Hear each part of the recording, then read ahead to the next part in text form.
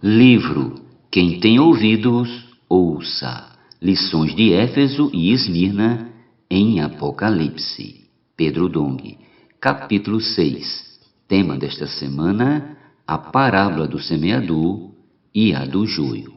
Meta de hoje: leitura das páginas 87 a 89.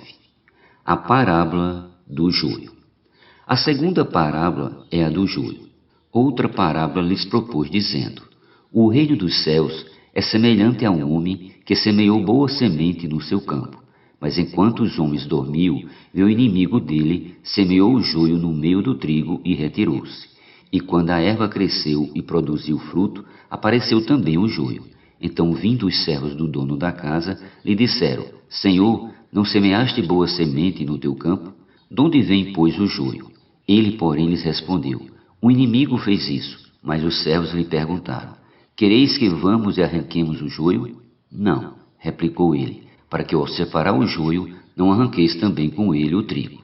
Deixai-os crescer juntos até a colheita, e no tempo da colheita direi aos ceifeiros: ajuntai primeiro o joio, atai em feixes para ser queimado, mas o trigo recolhei no meu celeiro. Mateus capítulo 13, versículo do 24 ao 30. Essa parábola corresponde à igreja de Esmirna. O homem que semeou boa semente em seu campo é Jesus. Ele semeou a semente divina no coração das pessoas, porém o inimigo veio e plantou o joio, uma erva daninha, também chamada de cisânia, ou centeio falso. Essa erva, na fase de crescimento, é semelhante ao trigo, sendo quase impossível distinguir um do outro. Conforme uma nota da versão King James atualizada, só é possível fazer uma distinção correta quando as espigas se formam e a farinha feita do trigo misturado com esse centeio falso é venenosa.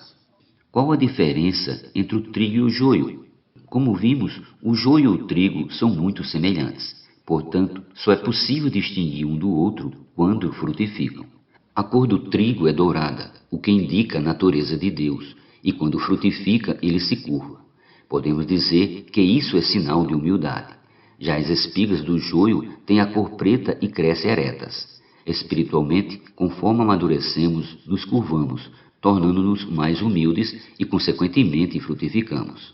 O cristão representado pelo joio, quanto mais cresce, mais orgulhoso se torna e só produz algo que não pode ser ingerido. Na antiga Roma, quando pessoas gananciosas queriam sabotar a plantação de trigo de alguém, visando obter mais lucros, semeavam o joio no meio do trigo, danificando assim o campo alheio. Na época, o Império Romano criou uma lei para penalizar esse tipo de sabotagem. Isso mostra que a parábola do joio tem sentido, uma vez que as raízes do trigo e do joio ficam entrelaçadas durante o amadurecimento da safra, dificultando arrancar o joio sem danificar o trigo. A interpretação mais corrente dessa parábola é a de que o joio representa os falsos cristãos e o trigo diz respeito aos verdadeiros filhos de Deus. Essa interpretação também pode representar a condição da igreja em Pérgamo, em que o imperador Constantino favoreceu a entrada de falsos cristãos para o cristianismo à custa de favores imperiais. Por isso, acreditamos que não se trata apenas de cristãos verdadeiros ou falsos, mas diz respeito ao coração, ou seja, os frutos dependem de como está nosso coração. A esperança para os vasos de desonra? Vejamos o que Paulo disse a Timóteo em sua primeira carta: para que, se eu tardar, fique ciente de como se deve proceder na casa de Deus, que é a igreja do Deus vivo, coluna e baluarte da verdade. 1 Timóteo 3,15.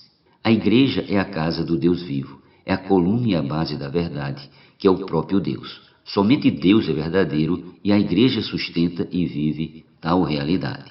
Na primeira carta que Paulo escreveu para Timóteo, ele tinha essa convicção, mas na segunda epístola ele apresentou a igreja de forma diferente.